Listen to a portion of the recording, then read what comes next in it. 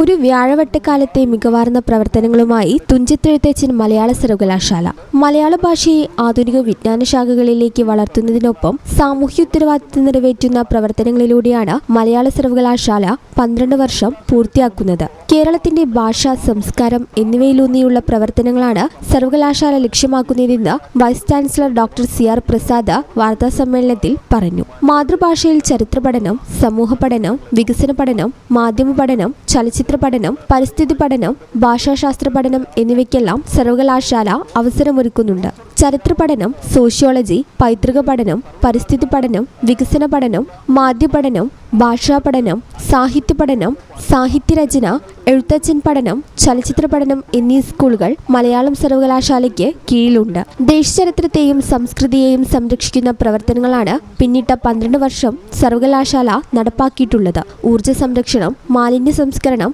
ആവാസ വ്യവസ്ഥ പുനഃസ്ഥാപനം, ജൈവ വൈവിധ്യ സംരക്ഷണം എന്നിവയ്ക്ക് പുറമെ മലപ്പുറത്തിന്റെയും വയനാടിന്റെയും ഹെറിറ്റേജ് സർവേ, കൊയിലാണ്ടി പ്രാദേശിക പൈതൃക സർവേ, കാരപ്പള്ളി രേഖകൾ, കൊച്ചി ഗോതുരുത്ത് പള്ളി രേഖകൾ തുടങ്ങിയ പ്രവർത്തനങ്ങൾ നടത്തിയിരുന്നു. സാമൂഹിക വിഷയങ്ങളെ ആസ്പദമാക്കി നിരവധി ഡോക്യുമെന്ററികൾ ഇതിനകം നിർമ്മിച്ചു.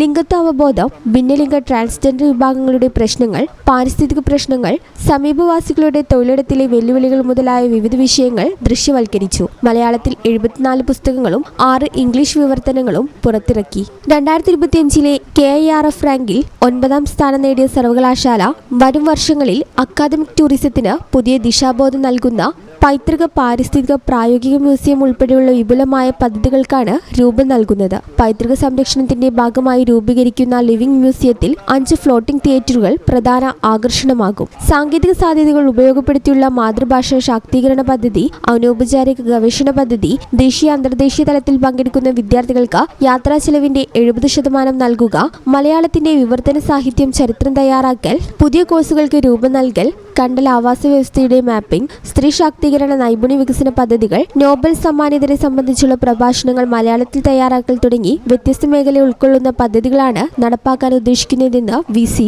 പറഞ്ഞു. വാർത്താസമ്മേളനത്തിൽ vice chancellor doctor CR Prasad, registrar incharge doctor KM Bharathan, senate അംഗങ്ങളായ doctor G Sajina, doctor KP Mohanan, IQAC director doctor KM Anil, finance officer Mariette Thomas എന്നിവർ പങ്കെടുത്തു. ഈ ചാനൽ ന്യൂസ്, തിരൂർ.